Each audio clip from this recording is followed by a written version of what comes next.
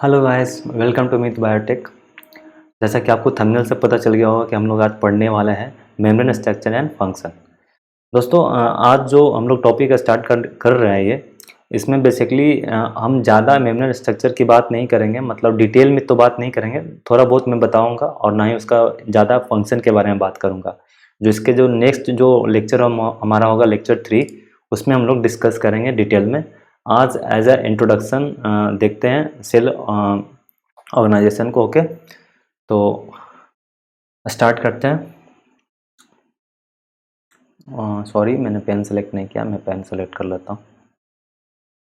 Okay, ना हम लोग पहला पॉइंट कवर करने की बात कर रहे हैं। तो cell is a structure and functional unit of organism. हमें पता ही है कि ये स्ट्रक्चर और फंक्शनल यूनिट है सभी ऑर्गेनिज्म का, चाहे वो सिंगल सेल हो चाहे वो मल्टी सेलुलर लेवल पर हो। सारे ऑर्गेनिज्म का क्या ये स्ट्रक्चर यानी कि स्ट्रक्चर प्रोवाइड कर रहा है और फंक्शनल यूनिट है। देन उसके बाद जो हमारा पॉइंट सेकंड है, the cell was discovered by Robert Hooke. एक साइंटिस्ट थे रॉबर्ट हुक, मतलब रॉबर्ट हुक के द्वारा ही सेल का डिस्कवरी हुआ था इन 1965। अब दोस्तों मैं बता दूं कि 1965 से पहले ही माइक्रोस्कोप का फॉर्मेशन हो गया था, पर उस समय सेल को ढूंढा नहीं गया था। सेल ढूंढा गया था पर एज अ सिंगल सेल, मतलब प्योर सेल की बात करूं तो वो उतना उस पर काम नहीं हुआ था। Now description were actually non-living cell wall was published in Microphysics.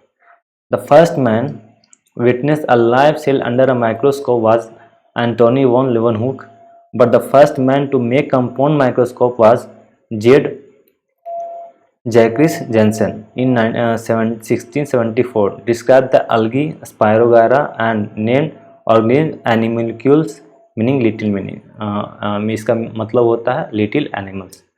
दोस्तों यहाँ पर बात करें तो जो सबसे पहला जो डिस्कवर किए थे सेल का वो रॉबर्ट हुक थे, लेकिन जो लाइव सेल जो सबसे पहले बार देखा था वो एंटोनी वॉन लीवनहुक थे। तो रॉबर्ट हुक और लीवनहुक में कंफ्यूज मत होना, दोनों का स्पेलिंग भी अलग है और दोनों का नाम ही अलग है। तो रॉबर्ट हुक सेल का तो डिस्कवरी किए थे पर वो नॉन लिविंग सेल था, और जो लाइव सेल जो काउंट किए थे, मतलब देखे थे, सॉरी काउंट कर रहा हूँ मैं, देखे थे वो हमारे लीवनहुक थे। ओके, अब यहाँ पर एक पॉइंट है, but the first man make micro compound microscope was Zacharias Janssen. अब जिस समय माइक्रोस्कोप बना था 1674 में, उस समय भी उन्होंने अलगी को देखा था, that is spirogyra and name organism एनिमिक्यूल्स।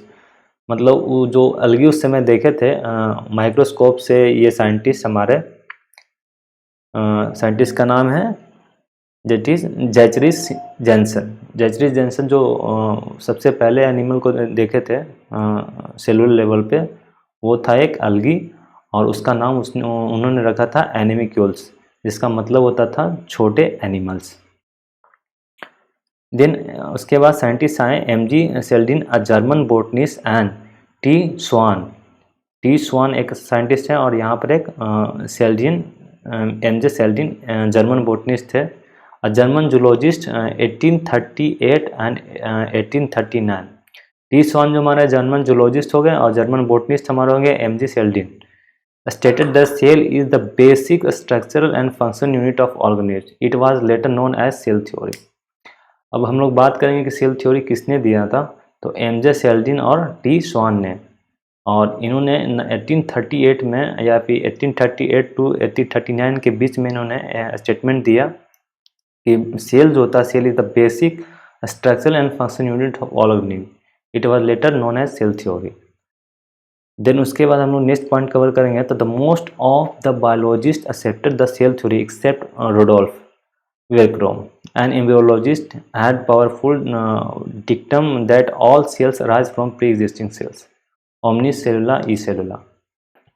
अब जो सेल थ्योरी जब ये हमारे टी स्वान और एम.जे. सेल्डिन ने दिए थे, उसको सारे लोगों ने, सारे जितने भी बायोलॉजिस्ट थे, सारे लोगों ने एक्सेप्ट किया एक्सेप्ट रोडोल्फ वेरको ने। इनका कहना था कि जो सेल्स है वो ओमनी सेलुला ई सेलुला है, मतलब प्री एग्जिस्टिंग सेल से बना है।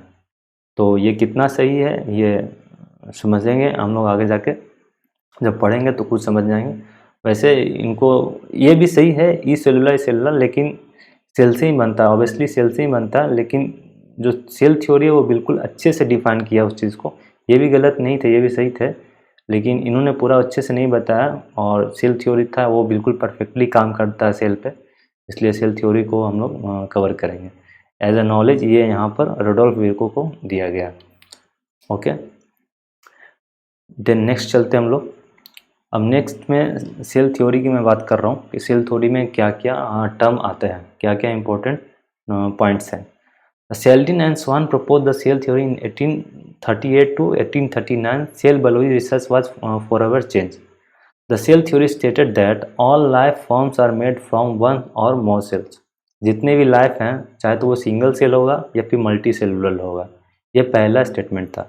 सेकेंड स्टेटमेंट जो हमारा था, cells only arise from pre existing cell. अब जो सेल्स बन रहा है वो प्री एग्जिस्टिंग सेल्स हो रहा है। अब यही चीज़ तो उन्होंने भी बोला था। साइंटिस्ट हमारे कौन थे?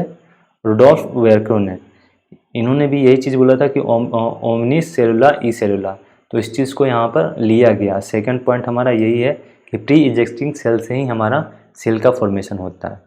नाउ थर्ड जो हमारा पॉइंट है, थर्ड जो स्टेटमेंट है, the cell is the smallest form of life. अब एक सेल है जो सबसे छोटा लाइफ का फॉर्म है, इससे भी छोटा है वायरस हो गया। तो वायरस को हम लोग लिविंग और नॉन लिविंग दोनों मानते हैं, तो उसको हम लोग यहाँ पर नहीं ले सकते हैं। तो सेल्स को हम लोग सबसे छोटा लाइफ फॉर्म मान सकते हैं ऑब्वियसली। देन यहाँ पर दो इम्पोर्टेंट पॉइंट हैं, इसे भी देख लेते हैं हम लोग। The cell theory also provide us with an optional definition of life, operational definition of life. और देन उसके बाद around 1833 Robert Brown reported the discovery of the nucleus. अब देखो, सेल्स के पहले न्यूक्लियस का डिस्कवरी हो गया था, क्योंकि सेल्स देखो 1838 में देखा गया, सेल थ्योरी दिया गया। सेल तो पहले भी देखा गया था पर उसे उतना क्लेरिफाई नहीं किया गया था, लेकिन सेल के पहले ही न्यूक्लियस का यहाँ पर डिस्कवरी कर दिए थे कौन? रॉबर्ट ब्राउन ने 1833 में। और सेल थ्योरी दिया गया था यहाँ पर 1838 टू 1839। तो यहाँ पर कंफ्यूज मत होना, सेल्स पहले देख लिया गया था, ये सॉरी न्यूक्लियस पहले डिस्कवरी हो गया था सेल्स के पहले 1838 टू 1839। ओके, क्योंकि ये लाइव सेल में काउंट हुआ था ना, इसी वजह से। देन इसी चीज़ को समझाने की कोशिश किया सेल थ्योरी को यहाँ पे। माइटोसिस अब प्री एग्जिस्टिंग सेल से कैसे बनता होगा, यही चीज़ समझाने की कोशिश है। The mitosis creates and identical cell which later differentiate when given differentiate signals to produce different types of tissue and organs, and this is the way complex organism with different types of cells are created. Obviously mitosis करता होगा, mitosis करके एक cell से दो cell बना रहे होंगे, 2 से 4, 4 से 8, इस तरह से बढ़ते जा रहा होगा, और एक ऑर्गन या फिर ऑर्गन सिस्टम या टिश्यू का फॉर्मेशन कर रहा है। अब यहाँ पर एक टर्म आ रहा है माइटोसिस, जो कि हम लोग सेल साइकिल में समझेंगे। मैं यहाँ पर नहीं बताने वाला हूँ इस चीज़ों को, क्योंकि अगर मैं बताने लगूँगा तो बिल्कुल चीज़ें कॉम्प्लेक्स हो जाएगी और फिर टाइम बढ़ जाएगा लेक्चर का। तो मैं चाहता हूँ कि बिल्कुल पार्ट बाय पार्ट जिस तरह से सिलेबस में दिया हुआ है टॉपिक, उसी चीज़ को हम लोग कवर करते चलेंगे। माइटोसिस जब हम लोग सेल साइकिल पढ़ेंगे तो उस समय देखेंगे। अभी मैं इसके बारे में बताने वाला नहीं हूँ, तो कोई क्वेश्चन मत करना, आगे का वीडियो देखना, आपको इसके बारे में मिल जाएगा। नाउ अब यहाँ पर सेल्स देखते हैं और उसके बाद फिर सेल मेम्ब्रेन। मैंने आपको बताया था कि ज़्यादा डिटेल में इसमें सेल मेम्ब्रेन के बारे में मैं नहीं बताऊंगा, क्योंकि इंट्रोडक्शन भी एक तरह से ज़रूरी है, जो नहीं जानते हैं उनके लिए। वैसे तो मुझे पता है, सब लोग जानते हैं ऑब्वियसली यार, एमएससी में पढ़ रहे हैं हम लोग, ये सब 12th अब तो मेरे ख्याल से सेल्स वगैरह 7 क्लास से ही दिखा दिया जाता है बच्चों को, 6-4 से ही। तो ये एक एनिमल सेल है,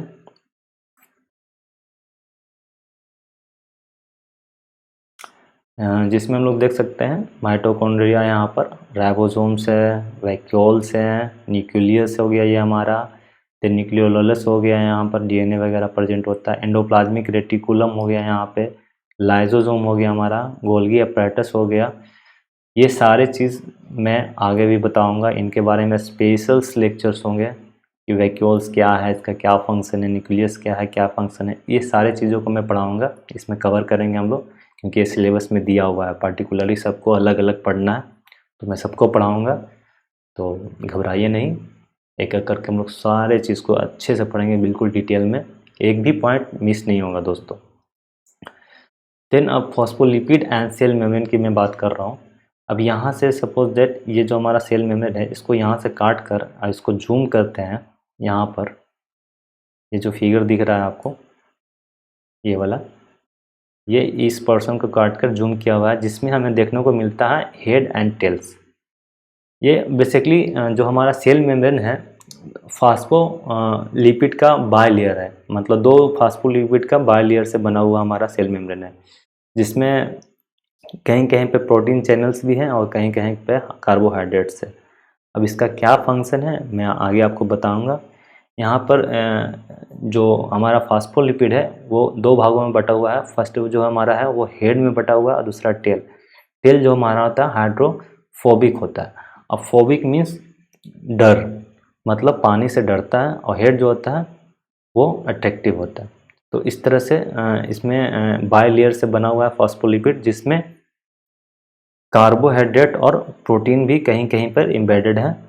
और प्रोटीन चैनल्स होता है बेसिकली, जहाँ पर हम लोग सिग्नल को रिसीव करते हैं, आउट करते हैं, तो उस काम में ये आता है। ओके, तो इसके बारे में हम लोग काफ़ी डिटेल में पढ़ेंगे लेक्चर 3, जिसके बाद जो लेक्चर आएगा इसमें हम लोग सिर्फ मेम्ब्रेन ही मेम्ब्रेन पढ़ने वाले हैं। मैं भी हो सकता है मेम्ब्रेन से रिलेटेड मेरा 2-3 लेक्चर चला जाएगा, क्योंकि मेम्ब्रेन बहुत ही बड़ा है और हिस्ट टॉपिक है, तो उसको समझेंगे, अच्छे से समझेंगे, जितने भी चैनल्स वगैरह हैं सारे समझेंगे हम लोग। तो अभी मैं ज़्यादा डिटेल नहीं, इसके नेक्स्ट जो वीडियो आएगा उसमें काफ़ी डिटेल्स में बताऊँगा।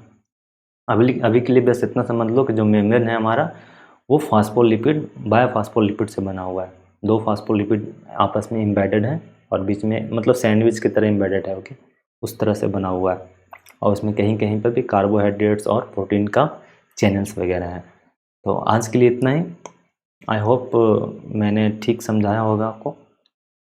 तो चलिए एक छोटे से जल्दी से देखते हैं कि हम लोग आज क्या क्या पढ़े।